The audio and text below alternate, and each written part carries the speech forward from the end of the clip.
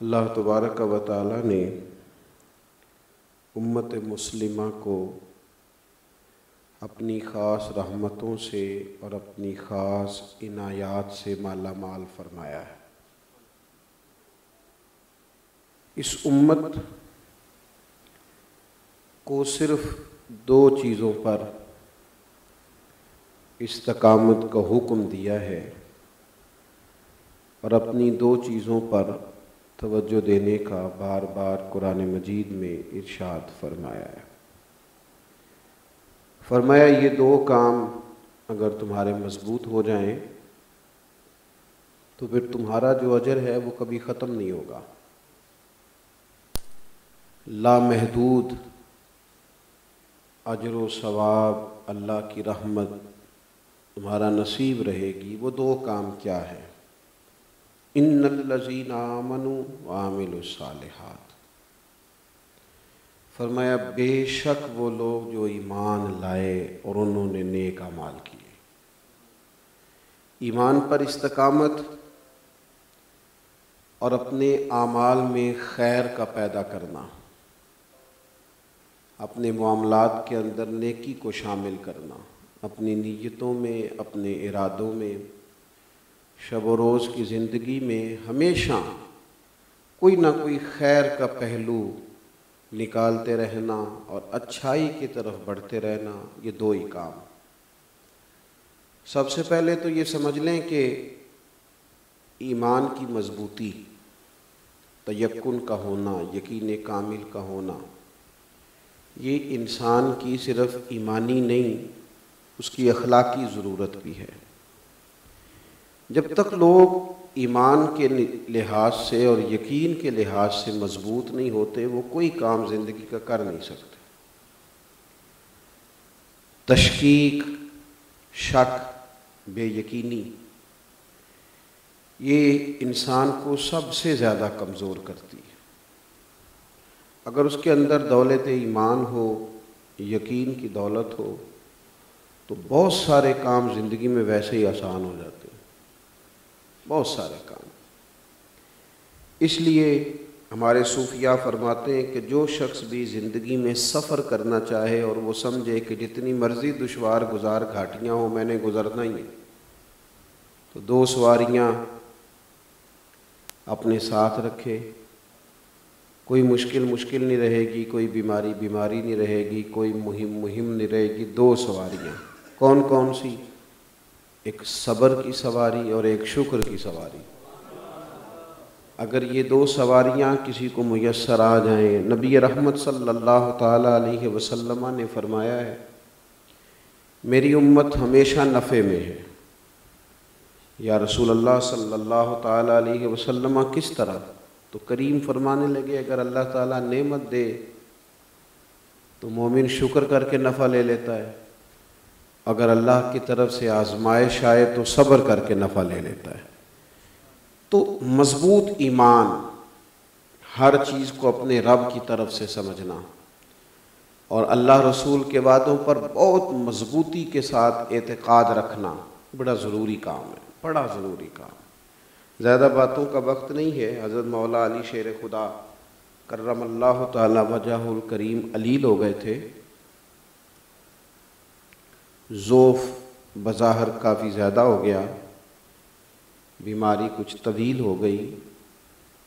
हज़रत साद बिन नबी वक़ास रज़ी अल्लाह ताला अन्हु तीमारदारी के लिए तशरीफ़ ले गए और जब हाज़िर हुए मौला कायनात के हुज़ूर, तो देख कर मोहब्बत के जज्बात मौजज़न हुए और अर्ज़ करने लगे, अलीउल मुर्तज़ा, मैं तो बड़ी तशवीशनाक हालत में आपको देख रहा हूँ।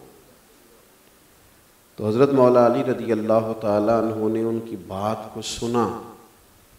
बीमार आदमी पहले कुछ कमज़ोर हो जाता है, लेकिन हज़रत शेर खुदा ने दोनों मुक़द्दस आँखें खोल दी, उठ के बैठ गए। फरमाने लगे, साथ परेशान ना होना, मुझे इस बीमारी में कुछ भी नहीं होगा, कुछ भी नहीं होगा। तो कहा क्यों? फरमाने लगे, इसलिए कि नबी पाक अलैहिस्सलाम ने मुझसे फरमाया कि अली, तुम उस वक़्त दुनिया से जाओगे जब तुम्हारी दाढ़ी खून से रंगीन की जाएगी। माना ये है कि मुझे शहीद किया जाएगा, मैं बीमारी के साथ दुनिया से नहीं जाऊंगा। फरमाने लगे चांद टूट सकता है, तारे अपनी जगह छोड़ सकते हैं, ज़मीन व आसमान का निज़ाम बदल सकता है, पर हुजूर की बात नहीं तब्दील हो सकती। तो यकीन की दौलत बड़ी ज़रूरी है। ये जो हमें मिलती है ना चीज़ें किताब व सुन्नत में, अगर हम कर लें यकीन सही करके, अगर ये नसीब हो जाए, ये यकीन नसीब हो जाए कि रिज़्क़ देने वाला फ़कत अल्लाह है, फिर कोई शख्स भी कोई नाजायज़ सूरत कभी इख्तियार ना करे। उसका ज़हन ही ना जाए कि मैं कोई गलत काम करूं, क्योंकि उसे पता है जो मेरे हिस्से का रिज़्क़ है वो मेरे पास आएगा, किसी और जगह नहीं है। तो सबसे पहली बात तो ये कि यकीन की दौलत पैदा करें। दूसरी बात ये कि आमाल खैर से अपने आप को आरास्ता करें। मोमिन की ज़िंदगी हमेशा खैर बांटती है। मोमिन का वजूद इतना बरकत वाला होता है कि वो जहाँ बैठता है दाएं बाएं रहमत ही छोड़ता है।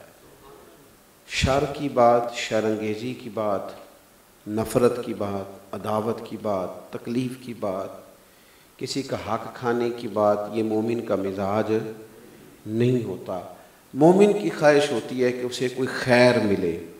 नबी पाक अलैहिस्सलातु वस्सलाम खुद सवाल पूछते थे सहाबा से कि आज किसी ने जनाजा पढ़ा है, आज किसी ने यतीम के सर पे हाथ फेरा है, मिस्कीन को खाना खिलाया है, आज किसी शख्स को नवाफिल नसीब हुए हैं, आज किसी ने नफली रोज़ा रखा है। ये काम रोज़ की बुनियादों पर किए जाएं, हर वक्त खैर इकट्ठी की जाए। हमारे यहाँ लोग ये समझते हैं कि शायद नेकी का भी कोई ख़ास मौसम होता है। हाँ, बाज़ मौसम ऐसे आते हैं जिसमें नेकियों का अजर बढ़ जाता है, लेकिन मोमिन को एक बात बताई गई है कि अगर तेरी नीयत ठीक हो ना, तो हज़रत शेख सादी फरमाया करते थे, तू कदर करने वाला बाना, रब तेरे लिए हर शब को शब कदर बना देगा। तू कदर कर, अगर तेरे मिजाज में कदर पैदा हो गई तो हर शब शब कदर अस्त, फिर हर शब शब कदर है। तो आरास्ता किया जाए अपने आप को नेक अमाल से, कुछ खैर इकट्ठी की जाए, कुछ सुबह से शाम तक कुछ वज़ाइफ का तरीका हो, कुछ तिलावत का ज़ौक़ हो, कुछ नफली रोज़े हों, फिर कुछ सदक़ात हों, कुछ इबादात हों। हमें सहाबाए किराम अलैहिम रिदवान ने ये बताया है कि नबी पाक अलैहिस्सलाम ने फरमाया सदका दे के दोज़ख से बच जाओ। फरमाया चाहे खजूर का एक टुकड़ा ही सदका कर लो। इन्हीं नेकी के काम में तुम, ये थोड़ी है कि करोड़ों अरबों रुपए से ही कोई आदमी किसी खैर के काम को करेगा, थोड़ा सा कर लो, लेकिन मिजाज हो खैर करने का, नेकी करने का मिजाज हो, अच्छाई फैलाने की तबीयत हो। तो दो चीज़ें जब इंसान को मुयस्सर आती हैं, इन्नल्लज़ीना आमनू व आमिलुस्सालिहात,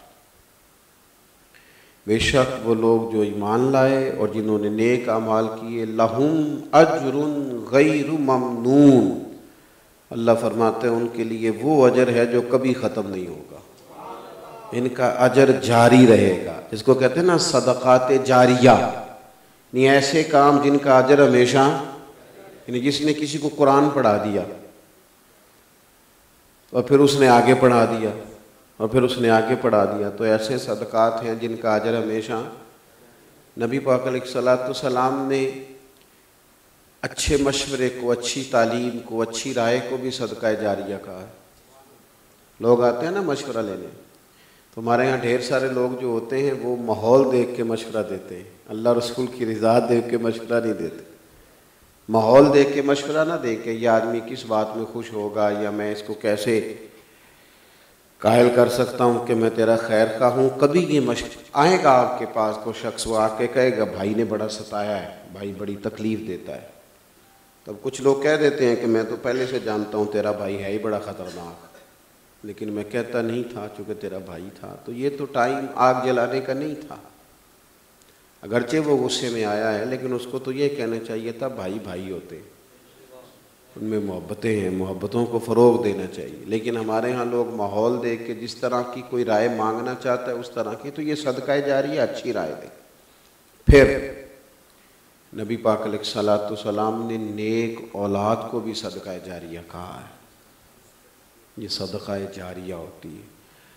हम बच्चों को अच्छा बिजनेसमैन देखना चाहते हैं, अच्छा पढ़ा लिखा देखना चाहते हैं, ये सारी ख्वाहिशात अच्छी हैं, बुरी नहीं है, लेकिन इस पर ज़रूर ख्याल किया जाए कि वो अच्छे मुसलमान भी हैं कि नहीं, उनके अंदर वो तक़वे की खूबसूरती भी है कि नहीं। अगर बच्चे खैर करें, नेकी का काम करें, तो वो माँ बाप के लिए सदका जारिया हैं, और अगर बच्चे शर फैलाएंगे तो यकीनन वो माँ बाप के लिए बाइसे तकलीफ़ होंगे, यहाँ भी और वहाँ भी। तो ऐसे काम किए जाएं जो इंसान के लिए हमेशा जारी रहने वाली खैर हो। और ये भी याद रखिएगा, मैं बात ख़त्म करने लगा हूँ, ये भी ज़हन में रखिएगा कि खैर हमेशा फैलती है। हमारी हर अदा से हमारे इर्द गिर्द वाले लोग सीखते हैं। अगर कहीं हमसे शर हो जाता है तो उसको भी लोग देखते हैं, गौर करते हैं, हमारा वालिद भाई क्या कह रहा है, उससे असर लिया जाता है। और अगर हम खैर करते हैं तो उसका असर भी दाएं बाएं होता है। बाहर, घर से बाहर हो सकता है किसी वक़्त कोई लेक्चर, कोई तकरीर काम कर जाए, लेकिन घर के अंदर खालिस अमल चलता है। हमारे बच्चे वो कभी नहीं करते जो हम कहते हैं, हमारे बच्चे वो कभी नहीं करते जो हम कहते हैं, हमारे बच्चे वही करते हैं जो हम करते हैं, जो हम करते हैं। आप नमाज के लिए मुसल्ला बिछा लें तो जो बच्चा 3, साढ़े 3, 4 साल का भी हो ना, जिसे पता ना हो नमाज क्या होती है, वो भी साथ आगे खड़ा हो जाता है। सजदा न भी करना है तो मुसल्ले पे लेट जाता है। तो हमारे बच्चे वही करते हैं जो हम करते हैं। हम अपने माँ बाप के साथ जो भी सलूक घर में करेंगे, हमारे बच्चे भी वो सीख जाएंगे, और वही रवैया उनका कल हमारे साथ। ये नहीं हो सकता कि वाली साहब को स्टोर में अगर किसी ने बेड लगा दिया है तो वो कल को ये समझेगा कि उसके बच्चे उसको महल के अंदर ठहराएंगे। ये मुमकिन नहीं है। बच्चों ने देख लिया है कि बड़ों के साथ इनका रवैया क्या है, तो सेम वही और रवैया बच्चे करेंगे। तो अपनी ज़िंदगी को आरास्ता किया जाए खैर के कामों से। मोमिन उस पुरबहार दरख्त की तरह होता है जो हमेशा खैर ही। वो हज़रत ख्वाजा शमसुल आरिफीन रहमतुल्लाह अलैह गुज़र रहे थे तो एक बच्चा बेरी को रोड़े मार रहा था ताकि ऊपर से बेर गिरेंगे। तो उसने देखा नहीं तो एक बेर ख्वाजा साहब, रोड़ा ख्वाजा साहब को भी लग गया। तो बच्चे की नज़र पड़ी तो वो भाग गया। हज़रत ने मुरीदों से कहा इसे पकड़ के लाओ। जब पकड़ के लाए तो फरमाया भागता क्यों है? अर्ज़ की हुजूर आपको रोड़ा लग गया था तो मैं डर गया था कि आपके मुरीद और आप तो कोई नाराज़गी होगी। तो फरमाया कर क्या रहे थे? हज़रत बेरी को मार रहा था। फरमाया वो जवाब में क्या देती है? कदर वो तो जवाब में बेर देती है। तो फरमाया तू शमसुल आरिफीन को बेरी से भी क्या गुजरा समझता है कि वो रोड़े के जवाब में फल देती है, और मैं जनाब तुझे डांट पिलाऊंगा। अल्लाह ने मेरा वजूद खैर वाला बनाया है। तो कोशिश करेंगे कि हम, अगर कोई आदमी इस नीयत से भी आए कि उसके हाथ में रोड़ा है तो हम उसे भी खैर ही देंगे। अल्लाह ताला इस घर में खैर व बरकत फरमाए। हम सब का यहाँ मिल बैठना अपनी बारगाह में कबूल फरमाए।